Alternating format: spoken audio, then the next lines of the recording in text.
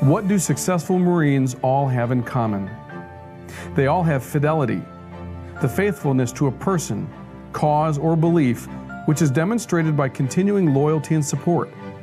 All Marines who believe in our Corps' ethos want to excel at every level. One of the first steps is to give back to their MOS in the entry-level Marines of the future.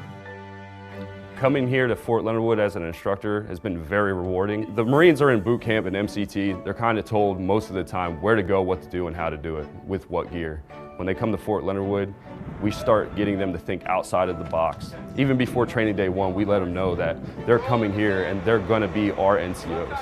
So it's vital for us to give them everything we can, not just the training schedule, but they need to start actually embodying those leadership principles and traits that they were talked about in boot camp. All those things that they just talked about and had classes on, now we want to see them engage and actually act on them.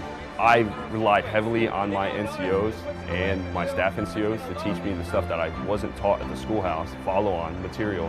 But I realized the foundation that was built here was vital in order for me to learn those follow-on techniques.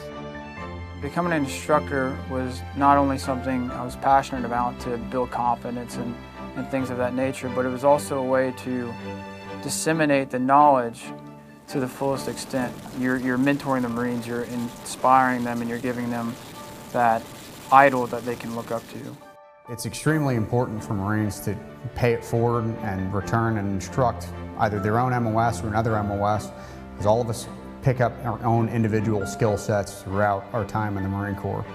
The people we interact with, the leadership we have, the Marines we have the opportunity to lead, all of them help us build our own skill set. So returning to the schoolhouse and instructing gives you the opportunity to spread that skill set, to grow the Marine Corps, so that way our skills are ever expanding. Our Marines are only going to get more talented and they're only going to get more skilled in their MOS. They are all fighters. Marines who stand up for what is morally correct. They have the courage to not only speak on any issue, they also exhibit all of the qualities of a true Marine leader. They maintain this image on or off duty. Young Marines watch you every day and will always pick an instructor they want to emulate. It's critical to our success out at the formal learning centers to get quality instructors to perpetuate the Marine Corps and its successes in the future. The instructors out here are some of the best that the inventory has to offer. When a Marine checks out of their unit and comes out to the formal learning center, they're often awestruck by the number of quality instructors that they're surrounded by. That's talent management, in my opinion. We have an obligation out here as leaders to put these Marines, the best the MOS has to offer, in positions to make the maximum effect possible on the future of the Marine Corps. Instructor duty is tough duty. That's the first thing I'll let you know. It is a very tough job. This is not a 9-to-5 job.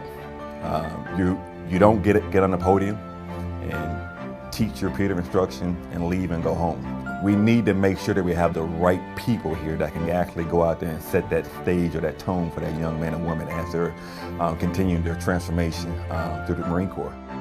Just knowing that, like for me, if I can teach a Marine something, just one thing, and he remembers it, and he takes that and he uses it downrange in whatever combat environment he might find himself in, and it helps him be successful, then I know that I've done my job, and it's just a very rewarding experience.